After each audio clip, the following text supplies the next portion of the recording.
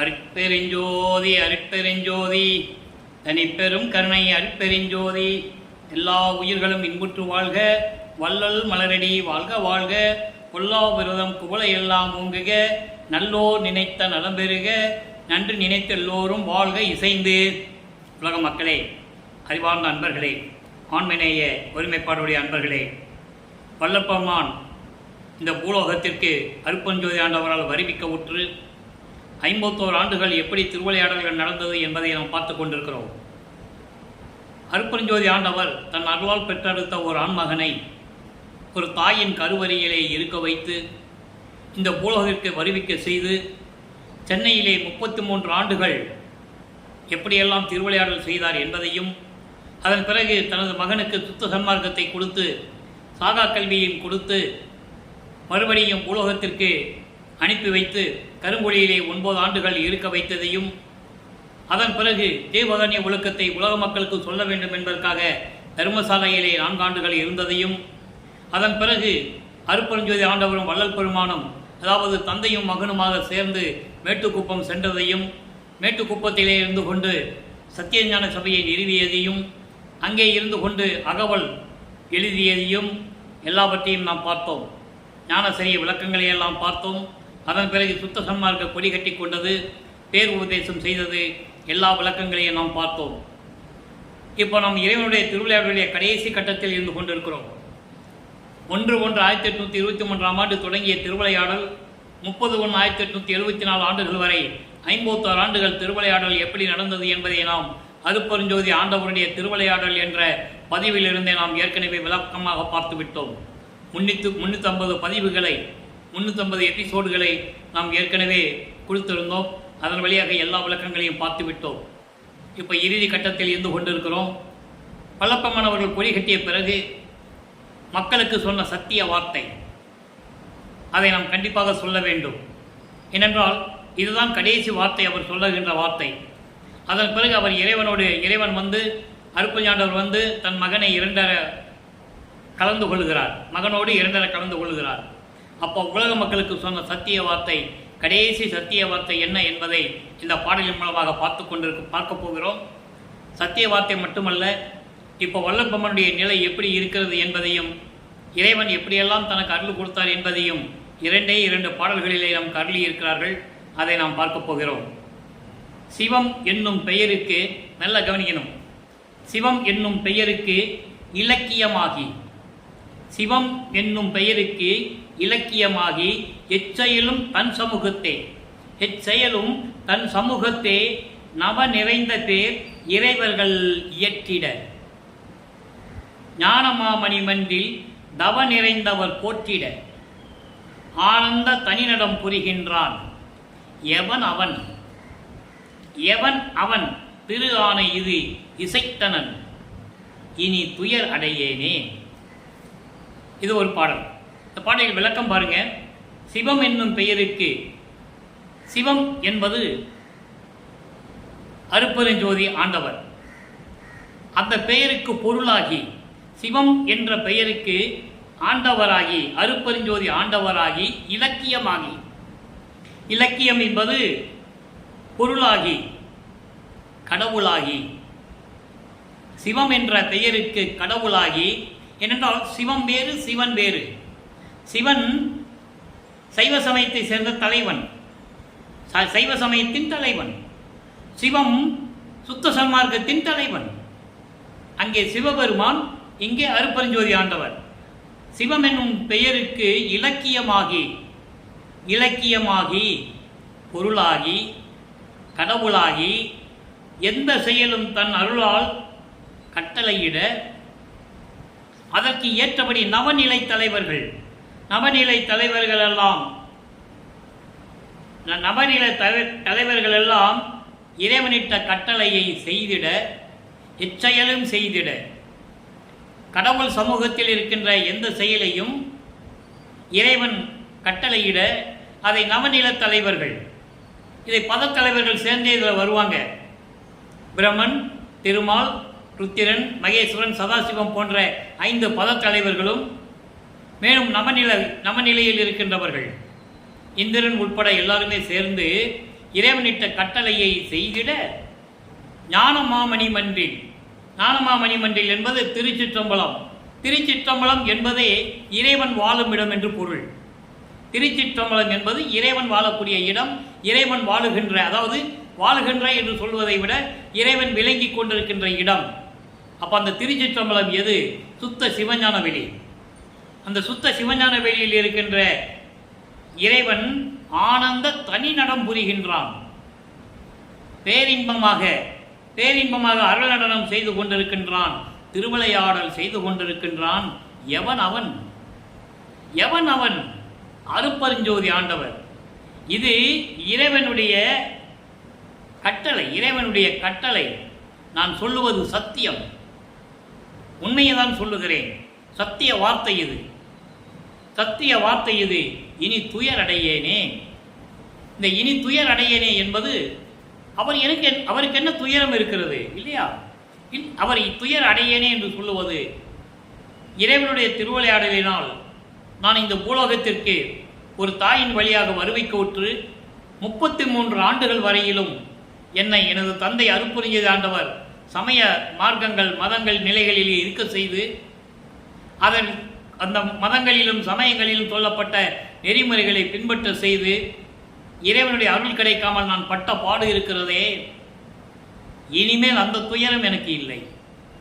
எனது தந்தை சுத்த சன்மார்க்கத்தை கொடுத்து விட்டார், எல்லா அருள்நிலைகளையும் எனக்கு கொடுத்து விட்டார். இனிமேல் அந்த துயரம் அடைய மாட்டேன். நவநிலை தலைவர்களெல்லாம் போற்றிடும் அளவுக்கு தவம் இருக்கின்றவர்களெல்லாம் போற்றிடுகின்ற அளவுக்கு இறைவனுடைய சமூகத்தில் இருக்கின்ற அத்தனை அருள்களையும் கட்டளையினால் கட்டளையிட அதை செய்கின்ற தலைவர்கள் இருக்கிறார்களே, அப்படிப்பட்ட இறைவன் எங்கே இருக்கிறான்? சுத்த சிவஞான வெளியிலே இருந்து கொண்டு அருள் நடனம் செய்து கொண்டு திருவிளையாடல் செய்து கொண்டிருக்கின்றான் இறைவன். அவன் யார்? எவன் அவன்? எவன் அவன்? சிவம் என்னும் பெயருக்கு இலக்கியமாகி அவன்தான் இவன், அவன்தான் இவன். அப்ப எவன்? அருட்பெருஞ்சோதி ஆண்டவர். ஒரு இடத்துல சொல்வார் வல்லற்பெருமான், இவன் அவனாகிவிட்டான் என்று கூறுவான். அதுக்கு காரணம் என்ன தெரியுமா? அதாவது திருவற்பாவில் அந்த விளக்கங்கள் இருக்கிறது, பாடல் இருக்கிறது. இவன் அவனாகிவிட்டான். இவன் என்பது பிள்ளை பெருமான் அவர்களை குறிப்பிடுவது, அவனாகிவிட்டான் என்பது அருட்பெருஞ்சோதி ஆண்டவராகிவிட்டது. அதுக்கு ஏன் சொல்றார் என்றால், இவன் அவனாகிவிட்டான் என்று சொல்லுவதற்கு பொருள் விளக்கம், எனது தந்தை அருட்பெருஞ்சோதி ஆண்டவரால் இந்த பூலோகத்துக்கு வருவிக்க உற்ற இவன்,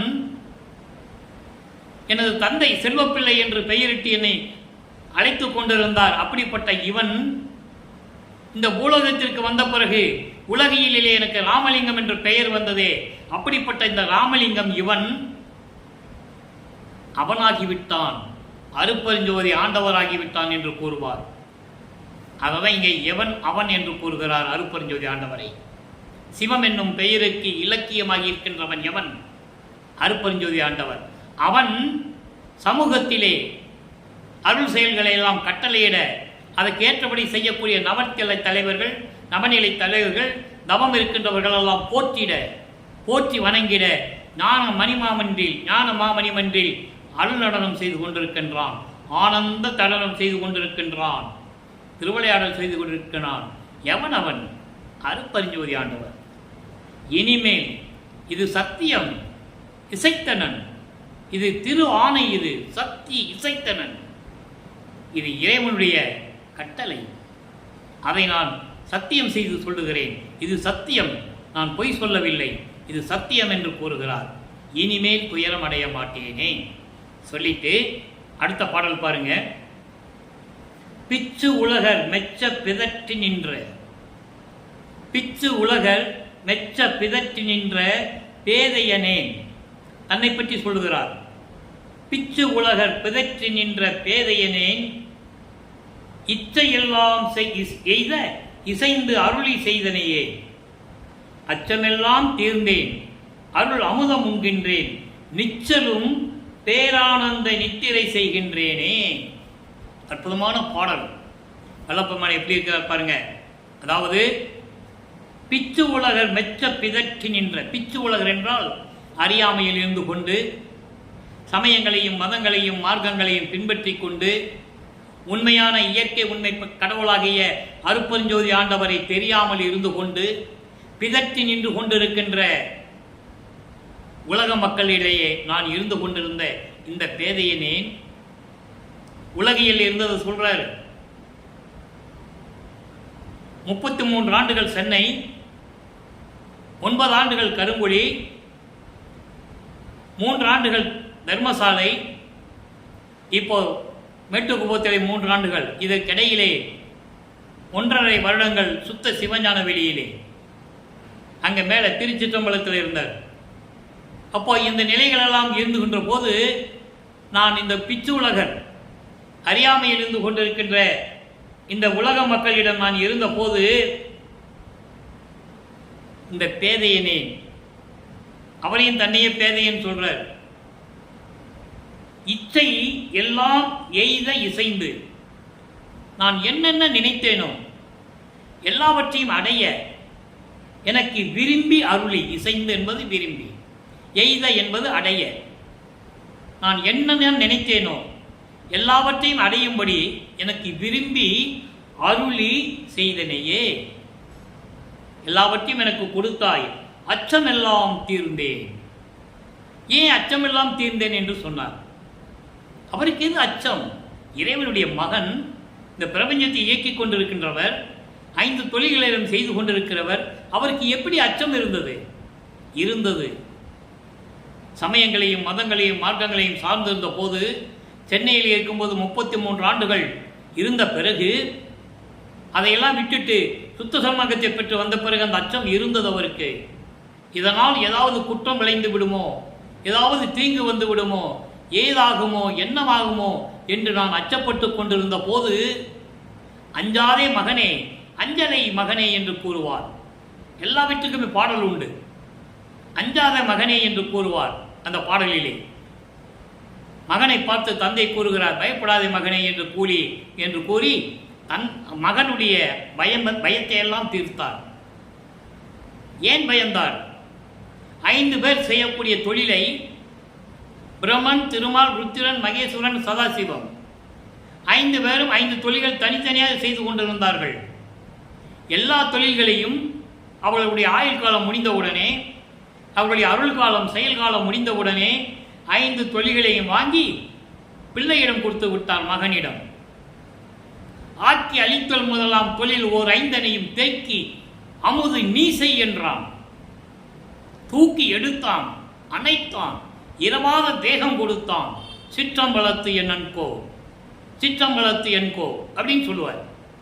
5 பேர் செய்யக்கூடிய தொழிலை, தனித்தனியாக செஞ்ச தொழிலை ஒட்டுமொத்தமாக எனக்கு கொடுத்து விட்டாய். அப்போது நான் பயந்தேன். அப்பொழுது என் அச்சத்தை நீக்கினார் எனது தந்தை. தூக்கி எடுத்தான், அணைத்தான். பயப்படாத மகனை என்று தூக்கி என்னை கட்டி அணைத்து, தேய்க்கு முதல் 5 தொழிலையும் நீ செய் என்றான். 5 தொழிலை நீயே செய் மகனே என்று சொல்லும்போது எனக்கு அச்சம் இருந்தது. நினைச்சு பாருங்க, ஒரு சாதாரண ஒரு கம்பெனியில் ஒரு மேனேஜர்கிட்ட வேலை செய்கிற மேனேஜர்கிட்ட திடீர்னு ஒரு மேனேஜிங் டைரக்டர் பொறுப்போ இல்லை ஜெனரல் மேனேஜர் பொறுப்போ கொடுத்துட்டு அவனுக்கு கொஞ்சம் பையன் இருக்க தான் செய்யும். ஏன்னா சரியாக செய்யணுமே. அதே போலதான் தனது மகனுடைய அச்சத்தை நீக்குகிறார் அருட்பெருஞ்சோதி ஆண்டவர். அச்சமெல்லாம் தீர்ந்தேன். சமயங்களிலும் மதங்களிலும் மார்க்கங்களிலும் இருந்து கொண்டு 33 ஆண்டுகள் சென்னையிலே நான் இருந்த போது இந்த மாதிரி அச்சம் எனக்கு இருந்தது. இறைவன் அருளை கொடுத்து விட்டு அதை எப்படி நிறைவேற்றுவது என்ற அச்சம் எனக்கு இருந்தது. அந்த அச்சத்தை எல்லாம் நீக்கினான் என்று கூறுவார். அதோடு மட்டுமல்ல, அடைக்கலம் புகுதல் என்ற பதிகத்திலே ஒரு பாடலிலே கூறுவார். 10வது பாடல். பிச்சன் கவரை நிலற்றி அசைத்திட யானை பிடலின் மேல், மால் யானை பிடலின் மேல் தினமும் நிபுணரெல்லாம் பவனி வர என்னை தொழுது ஏத்த, எச்சம் புரிவோர் என்னை போற்ற, என்னை ஏறா நிலைமிசை ஏற்றி என் அச்சமெல்லாம் தீர்த்து என்னை ஆட்கொண்டாயே, நான் உன் அடைக்கலமே என்று கூறுவார். ஏன்னா அந்த அச்சம் தவிர்த்த என்ற வார்த்தைக்கு விளக்கம் சொல்லணும். யானை பிடரின் மேலே உட்கார்ந்துக்கிட்டு மாணவர்கள் எல்லாம் வந்து இவரை தினமும் வணங்கி கொண்டிருக்கிறார்கள். எங்கே? சித்தி வளாகத்தில். எச்சம் புரிவோர் மீதி இருக்கின்ற அந்த தேவர்கள், நவநிலை தலைவர்கள், நாகர் கூட்டங்கள், சிறு தெய்வங்கள் எல்லாமே வந்து இவரை போற்றி வணங்குகிறார்கள். அப்போ இவருக்கு ஏற்பட்ட ஒரு நடுக்கம் என்பது நம்மளை வந்து இவ்வளவு தூரம் ஏறானிலுமே செய்ய நம்ம தந்தை ஏற்றிவிட்டாரே என்று ஒரு பயம் வரும்போது அந்த பயத்தை நீக்குகிறார் தன் மகனிடம் இருந்த அந்த பயத்தை நீக்கி அணைத்துக் கொள்ளுகிறார். அதான் அச்சம் தீர்த்தன். அச்சம் எல்லாம் தீர்ந்தேன், அருள் அமுதம் உண்கின்றேன். நல்லா கவனிக்கணும். வல்லப்பெருமான் சாப்பிட்டாரா? உலகியல்ல சொல்லுவாங்க, வாழையில போட்டு வயிறு முழிக்க சாப்பிட்டாருன்னு சொல்லுவாங்க. சாப்பிட்டாரா அவரு? அருளமுதம் உண்கின்றேன், இதான் சத்திய வார்த்தை. அப்போ 33 ஆண்டுகள் சென்னையில் இருக்கும்போது என்ன நடந்தது அதையும் சொல்லுகிறார். அப்போ நான் உண்ட உணவெல்லாம் அமுதமாயிற்று. எனக்கு தெரியாமையே நான் உண்ட உணவெல்லாம் அது அமுதமாக மாறிவிட்டது என்று கூறுவார். இது யாருடைய செயல்? இறைவனுடைய திருவிளையாடல். அவன் எவன்? அதங்க சொல்றாரு, எவன் அவன்? அருட்பெருஞ்சோதி ஆண்டவர். அருளமுதம் உண்ணுகின்றேன், நிச்சலும் பேரானந்த நித்திரை செய்கின்றேனே. நிச்சலும் எப்பொழுதும் பேரானந்த நித்திரை என்பது அறிதுயில் என்பது கடவுளுக்கு இருக்கின்ற ஒரு நிலை. அதை செய்கின்றேனே. தூங்குற மாதிரி தெரியும், ஆனால் தூங்க முடியாது. தூங்க மாட்டாங்க. பிரபஞ்சத்தினுடைய அசைவுகளை கண்காணித்துக் கொண்டிருப்பது. நிச்சலும் எப்பொழுதும் பேரானந்தம் நித்திரை செய்கின்றேனே. நித்திரை என்பது தூக்கம் அல்ல, அறிதுயில் நிலை. எப்படி நித்திரை செய்கிறார்? ஒரு உண்மையை சொல்லுகிறேன். நீங்கள் நம்பினாலும் சரி, நம்பாவிட்டாலும் சரி, அதை பற்றி எனக்கு கவலை இல்லை. இறைவன் எனக்கு உணர்த்தி நான் கண்கொள்ளா காட்சி பார்த்தது. சித்தி வளாகத்தில் எப்படி நித்திரை செய்கிறார்? மேற்கு பக்கத்திலே தலை வைத்து அந்த தலையை இடது கையால் தாங்கி காலை கிழக்கு பக்கமாக நீட்டி வடக்கு திசையை நோக்கி இருக்கிறார். அறிதுயிலில் வல்லற்பமானவர்கள் பார்த்துருப்பீங்க. படங்கள்லையும் போட்டோக்களையும் சினிமாலையும் பார்த்துருப்பீங்க. திருமால் எப்படி நித்திரை கொண்டிருக்கிறார், பார்க்கடலிலே பாம்பின் படுக்கையின் மேலே எப்படி படுத்து கொண்டிருக்கிறார் என்று புராணங்களிலே படித்திருப்பீர்கள். கதையாகவும் இருக்கலாம், கற்பனையாகவும் இருக்கலாம், உண்மையாகவும் இருக்கலாம். அந்த விளக்கத்திற்குள் நாம் போக வேண்டிய அவசியம் இல்லை. ஆனால் வல்லற்பெருமான் சொல்லுகிறார், இவர் எப்படி அறிதுயில் இருக்கிறார், அதுதான் முக்கியம். எல்லாருக்கும் இந்த பாக்கியம் கிடைக்காது. இந்த வள்ளலார் ஒளி எனக்கு அந்த தயவும் கருணையும் கிடைத்தது, அந்த விளக்கம் எனக்கு கிடைத்தது.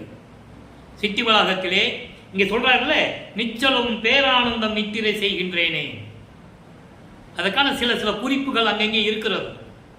அந்த குறிப்புகள் எல்லாம் இறைவனுடைய தயவும் கருணையும் இருந்தால்தான் விளங்கும்.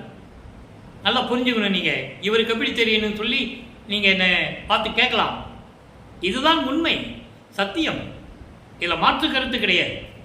ஒவ்வொருத்தங்களுக்கு இறைவன் ஒரு படி எப்படி அளக்கிறான் என்பது, எப்படி அருளை செய்கிறான் என்பது எல்லாருக்குமே உண்டு. அந்த வகையிலே எனக்கும் கிடைத்தது இந்த வள்ளலார் ஊழியனுக்கு. சித்தி வளாகம் என்பது வெறும் அறை மட்டுமல்ல. மாலை போட்டு பூ போட்டு வந்து கும்பிட்டா மட்டும் போதாது, உள் உணர்வு இருக்க வேண்டும். அங்கே எப்படி வல்லற்பெருமான் இருக்கிறார்?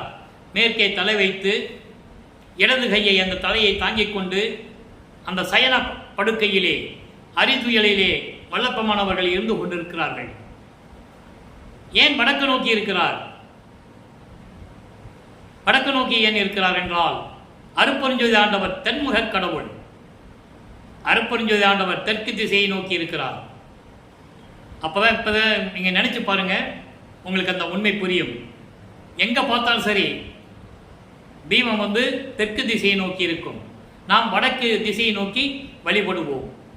நீங்க சித்தி வளாகம் வந்தாலும் சரி, தீபம் இருக்கின்ற கருங்குழி, மருதூர் எங்க இருந்தாலும் சரி, தீபம் தெற்கு திசையை நோக்கி இருக்கும். ஏனென்றால் இறைவன் தென்முக கடவுள் அருட்பெருஞ்சோதி ஆண்டவர். அதனால் வடக்கு நோக்கி இறைவனை பார்த்தபடி அந்த சயனத்தில் வல்லற்பெருமானவர்கள் இருக்கிறார் என்பதை இங்கே நான் பதிவு செய்ய கடமைப்பட்டிருக்கிறேன். நீங்கள் நம்புங்கள், நம்பி இறைவனை வழிபடுங்கள். ஒரு சிலருக்கு தான் இந்த பாக்கியம் கிடைக்கும். என்பதை நீங்கள் புரிந்து கொள்ள வேண்டும். அந்த பெருமையையும் அந்த அருளையும் தயவையும் இந்த வள்ளலார் ஊழியன் பெற்றிருக்கிறேன் என்பதனால் இந்த ரகசியத்தை இன்னும் நிறைய இருக்கிறது, ஒரு சிலர்தான் சொல்ல முடியும். ஏனென்றால் இங்கு சொல்லுகிறார், நிச்சலும் பேரானந்த நித்திரை செய்கின்ற சொல்லும்போது இந்த நிலையை நாம் சொல்லிதான் ஆக வேண்டும். அந்த கட்டாயத்தில் இந்த வள்ளலார் ஊழியன் இந்த நிலையை நான் கூறியிருக்கிறேன். எனவே வள்ளற்பெருமானை வழிபட வேண்டும். நீங்கள் சித்தி வளாகம் சென்று வந்தால் அந்த அறையை மட்டுமல்ல, பின்னாலே வந்து அவருடைய திருவடியை வணங்க வேண்டும். ஏனென்றால் கிழக்கு திசையை நோக்கிதான் அவர் திருவடி இருக்கிறது. அவர் திருவடியை வணங்க வேண்டும். மகாமந்திரம் சொல்ல வேண்டும். அருப்பெருஞ்சோதி அருப்பெருஞ்சோதி தனிப்பெருங்கருணை அருப்பெருஞ்சோதி என்ற மகாமந்திரம் சொல்ல வேண்டும்.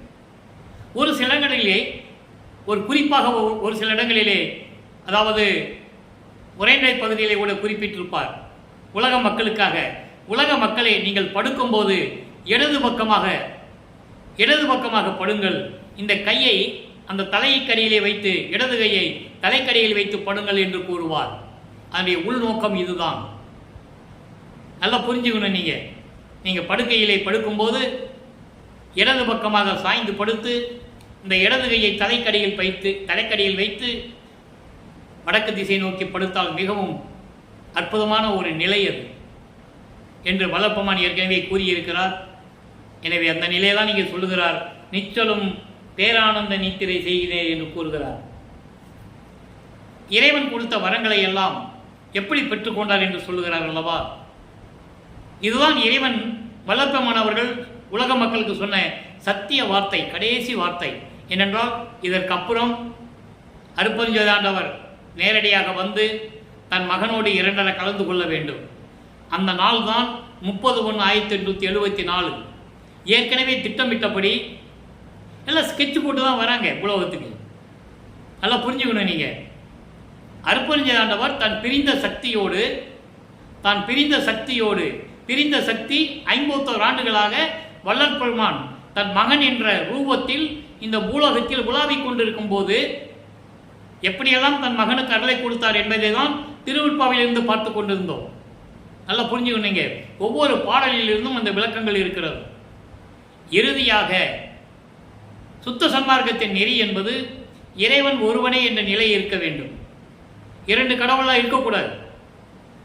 புராணங்களிலும் காவியங்களிலும் சாஸ்திரங்களிலும் எத்தனையோ நிலைகள் உண்டு, எத்தனையோ இறைவர்கள் உண்டு, எத்தனையோ கடவுள்கள் உண்டு, எத்தனையோ பதத்தலைவர்கள் உண்டு, எத்தனையோ சித்தர்கள் உண்டு, முனிவர்கள் உண்டு, ரிஷிகள் உண்டு. அவர்களெல்லாம் கர்ம சித்தி யோக சித்தியை சேர்ந்தவர்கள். அவங்களுடைய காலம் அவ்வளோதான் இருக்கும். அந்த காலங்கள் முடிந்தவுடனே அவங்களுக்கு அந்த நிலை மாறிவிடும். அதுக்கப்புறம் அவங்க சித்திகள்லாம் எடுபடாது. ஆனால் வல்லப்பெருமான் அப்படி இல்லை, ஞான சித்தியை பெற்றவர். அதை திருவுந்தியார் என்ற பதிகத்திலே 6ஆம் திருமுறையிலே 64வது பதிகம், திருவுந்தியார் என்ற பதிகத்திலே 10வது பாடலிலே அந்த பாடலிலே நாம் அருளி இருக்கிறார்கள் என்பதை நீங்கள் புரிந்து கொள்ள வேண்டும். முத்தியை பெற்றேன், அம்முத்தியினால் ஞான சித்தியை உற்றேன் என்று உந்திப்பற என்பது ஒரு நிகழ்வை உலக மக்களுக்கு சொல்லுவது. அப்போ சித்தியை பெற்றேன் என்று உந்திப்பற, சித்தன் ஆனேன் என்று உந்திப்பற. சித்தன் நான் கடவுளாயிட்டேன்னு சொல்றாரு, அதான் இவன் அவனாகிவிட்டான் என்று கூறுவார். ஆக வல்லப்பெருமான் கூறிய கடைசி சத்திய வார்த்தை என்பது இந்த 2 பாடல்களில் இருக்கின்ற விளக்கங்களை நாம் பார்த்து விட்டோம். சித்தி வளாகத்தில் எப்படி இருக்கார் வல்லப்பெருமான் என்பதை இப்போ நீங்கள் புரிந்து கொண்டிருப்பீர்கள். உண்மை, நீங்கள் ஏற்றுக்கொள்ளுங்கள், சந்தேகப்பட வேண்டாம். அப்படிதான் இருக்கிறார் இறைவன் சித்தி வளாகத்திலே. சித்தி வளாகம் என்பது சாதாரண குடிசை மட்டுமல்ல, அந்த அறை மட்டுமல்ல. இறைவன் அங்கேதான் இருந்து கொண்டு இந்த பிரபஞ்சத்தை இயக்கிக் கொண்டிருக்கிறார் என்பதை நாம் இன்னும் ஓரிரு நாட்களில் பார்க்க போகிறோம். அதன் பிறகுதான் இறைவன் மகனோட இரண்டரை கலந்து கொள்ளுகிறார். இறைவன் ஒருவனே என்ற நிலையில் இருக்கிறார்கள். எனவே இறைவன் எப்படியெல்லாம் அருளை கொடுத்தார் என்ற விளக்கங்களையும் நாம் பார்த்தோம். இருந்தாலும் இங்கே சொல்லப்பட்ட ஒரு சில வார்த்தைகளுக்கு நான் விளக்கம் தர நான் கடமைப்பட்டு இருக்கிறேன். அதாவது இச்சையெல்லாம் எய்த இசைந்து அருளை செய்தனையே என்று கூறுகிறார். அப்போ இச்சையெல்லாம் என்பது எல்லா அருளையும், இவர் என்னென்ன நினைத்தாரோ எல்லா அருளையும் நான் தந்தையிடமிருந்து பெற்றுக்கொண்டேன் என்று கூறுகிறார். இதை 47வது பதிகம் அருள்ஜோதி நிலை என்ற பதிகத்திலே 1வது பாடலிலே 5வது வரியிலே கூறுவார். 5வது 6வது வரியிலே கூறுவார். எண்ணிய நான் எண்ணியவாறு எனக்கு அருளும் தெய்வம். அருள்ஜோதி தெய்வம் என்னை ஆண்டு கொண்ட தெய்வம். அம்பலத்தை ஆடுகின்ற ஆனந்த தெய்வம். பொருள்சாரும் மறைகளெல்லாம் போற்றுகின்ற தெய்வம். போதாந்த தெய்வம், உயர் நாதாந்த தெய்வம். இடர்பாடு நீக்கி ஒளி ஈந்தருளும் தெய்வம். இடர்பாடு நீக்கி ஒளி ஈந்தருளும் தெய்வம். அதை தான் இங்கே சொல்றாரு, அச்சமெல்லாம் தீர்ந்தேன். அங்கே தீர்த்து விட்டார், இங்கே எல்லாத்தையும் நான் போக்கிவிட்டேன் என்று கூறுவார். எண்ணிய நான் எண்ணியவாறு எனக்கு அருளும் தெய்வம். அற்புதமாக சொல்லுவார். அப்போ எல்லா அருளையும் இறைவனிடமிருந்து அருட்பெருஞ்சாண்டவர்களிடமிருந்து தன் தந்தையிடமிருந்து மகன் பெற்றுக்கொண்டார். மக்களிடம் யார் சொன்னது? அவரை ஒரு வட்டத்துக்குள்ளேயே நிறுத்தினார்கள். வல்லப்பெருமானவர்கள் வருவிக்க விட்டு 203 ஆண்டுகள் முடிந்த நிலையிலும் கூட அவருடைய அருள் நிலையை உலக மக்களுக்கு தெரிவித்தது யார்? ஒரே வார்த்தை சொன்னார்கள். சாப்பாடு போட சொன்னாரு. வாடிய பயிரை கண்டபோதெல்லாம் வாடினேன்னு சொன்னாரு. வாடிய பயிரை கண்டபோதெல்லாம் வாடினேன்னு என்ன அர்த்தம்? கசக்காட்டுக்குள்ள போய் வாடிய பயிர்களை கட்டி பிடிச்சி அழுதாருன்னு சொல்லுவாங்க. அது ஒரு வகை விளக்கங்கள். வாடிய பயிரை கண்ட போதெல்லாம் என்பது உலகத்தில் இறைவனால் படைக்கப்பட்ட அத்தனை உயிர்களும், பயிர் என்பது உயிர்கள், உயிர்கள் துன்பப்படும் போது அதை கண்டு நான் வாடினேன் என்று கூறுவார். நான் துன்பப்பட்டேன், துயரப்பட்டேன் என்று கூறுவார். அதான் வாடிய பயிரை கண்ட போதெல்லாம் வாடினேன் என்று சொன்னது. நல்லா புரிஞ்சுக்கணும். நீங்க அவ்வளவு தயவும் கருணையும் உள்ளம் கொண்ட இறைவன் நம் அருட்பெருஞ்சோதி ஆண்டவராகிய வல்லற்பெருமானவர்கள். ஏனால் இறைவன் மகன் அல்லவா? அதை புரிஞ்சுக்கணும். முதல்ல வல்லப்பெருமான் ஒரு மனிதனாக உருவாக்கி அவரை அடிகளார் என்ற லிஸ்ட்ல கொண்டு சேர்த்துட்டாங்க. ராமலிங்க அடிகளார். இப்போ உதாரணத்துக்கு நான் ஏற்கனவே சொன்னது போல அருப்பாவை பற்றி பேசும்போது நான் எந்த புராணங்களை பற்றியும் காவியங்களை பற்றியும் நான் பேசுவதில்லை. தெரிந்திருந்தால் கூட நான் பேசுவதில்லை, தேவையும் இல்லை. ஆனால் உதாரணத்திற்கு எடுத்துக்காட்டு சொல்லும்போது சில இடங்களை நாம் சொல்ல வேண்டியது இருக்கிறது. சிவபெருமான் நெற்றிக்கண்ணிலே முருகனை கொண்டு வந்தார், எல்லாருக்கும் தெரியும் இல்லையா? முருகனை சிவபெருமான் பிள்ளை என்று சொன்னார்கள் இல்லையா? உண்மைதானே? விநாயகனையும் சொன்னார்கள். முருகன் அடிகளார் என்று சொல்லவில்லை, கணபதி அடிகள் என்று சொல்லவில்லை. நல்லா புரிஞ்சுக்கணும் நீங்க. அதே இறைவன் அருட்பெருஞ்சோதி ஆண்டவர் தன் மகனை ஒரு தாயின் வழியாக வருவிக்க செய்தார். அவரை ஏன் அடிகளார் என்று சொல்ல வேண்டும்? இறைவனுடைய மகன் என்று சொல்ல வேண்டும். இவரே கூறுகிறார், நான் அவருடைய மகன் என்று. 5 மாத குழந்தையிலேயே சிதம்பரத்திலேயே தனக்கு தன் தந்தை வெட்ட வெளியாக காட்டியதை அங்கே சொல்லுகிறார், எனது உண்மையான தந்தை என்று. நல்லா புரிஞ்சுக்கணும் நீங்க. தில்லை ஜலத்திடையே திரைதூக்க தரிசித்த போது வேய்வகை மேல் காட்டாதே எந்தனக்கே மெய் உறவாம், வெளியாக காட்டிய மெய் உறவா மெய்ப்பொருளே, மெய் உறவாம், உண்மையான உறவு, எனக்கு உண்மையான தந்தை அவர்தான். பாடல் உண்டு. இறைவனுடைய மகன் என்று கூறுங்கள். எத்தனை காலத்திற்கு தான் இன்னும் அவரை அடிகளார் என்று சொல்லுவது, துறவி என்று சொல்லுவது, வசனகர்த்தா என்று சொல்லுவது, போராளி என்று சொல்லுவது, சமூக தீர்த்தவாதியை சீர்திருத்தவாதி என்று சொல்லுவது? இறைவன் என்று சொல்லுங்கள். இறைவன் மனிதனாக வருவிக்க விட்டு உலாவிக் கொண்டு மக்களுக்கு உண்மையை எடுத்து கூறினார் என்று சொல்லுங்கள். இறைவனுடைய கட்டளையை நிறைவேற்றினார். தந்தையினுடைய கட்டளையை மகன் நிறைவேற்றினார் என்று சொல்லுங்கள். அதுதான் உண்மை, அதுதான் சத்தியம். ஆக இறைவன் இந்த அருளை பெற்றதையெல்லாம் கூறுகிறார். நல்லா புரிஞ்சுக்கணும் நீங்க. பிரபஞ்சத்தில் தோன்றிய காலத்திலிருந்து எத்தனையோ பேர் தோன்றினார்கள். ரிஷிகள், முனிவர்கள், சமய புறவர்கள் எத்தனையோ பேர் தோன்றினார்கள். உண்மை. அந்தந்த சமயத்தை சேர்ந்தவர்கள் அந்தந்த சமய தலைவனை பற்றி போற்றி பாடினார்கள், தவம் இருந்தார்கள், அருளை பெற்றுக் கொண்டார்கள். உண்மை. சைவ சமயத்தை தலைவனாகிய சிவபெருமானை நினைத்து தவம் இருந்தார்கள். லங்கேஸ்வரன், ராவணன், எத்தனையோ பேர் எவ்வளவு அருளை பெற்றுக் கொண்டார்கள். முடிவு என்னவாயிற்று? அவர்களால் வாழ முடிந்ததா? வைஷ்ணவ சமயத்தை சேர்ந்தவர்கள் எத்தனை ஆழ்வார்கள் திருமாலை ஏற்றுக்கொண்டு தவம் இருந்தார்கள், எவ்வளவு வரம் பெற்றார்கள். கடைசி வரைக்கும் வாழ முடிந்ததா? இல்லை, மடிந்துதான் போனார்கள். அந்த ஆயுள் காலம் முடிந்தவுடனே மடிந்துதான் போனார்கள். ஆனால் சுத்த சன்மார்க்கத்தை தலைவனாகிய அருட்பெருஞ்சோதி ஆண்டவருடைய மகன் பிள்ளைப்பெருமான் அவர்கள், நான் பிள்ளைப்பெருமான் தான் அதாவது ரொம்பவும் நான் ஒரு பிள்ளைப்பெருமான் தான் ரொம்ப அன்பாக சொல்லுவேன். காரணம், அருட்பெருஞ்சாண்டவர் தன் மகனுக்கு வைத்த பெயர் செல்வப்பிள்ளை.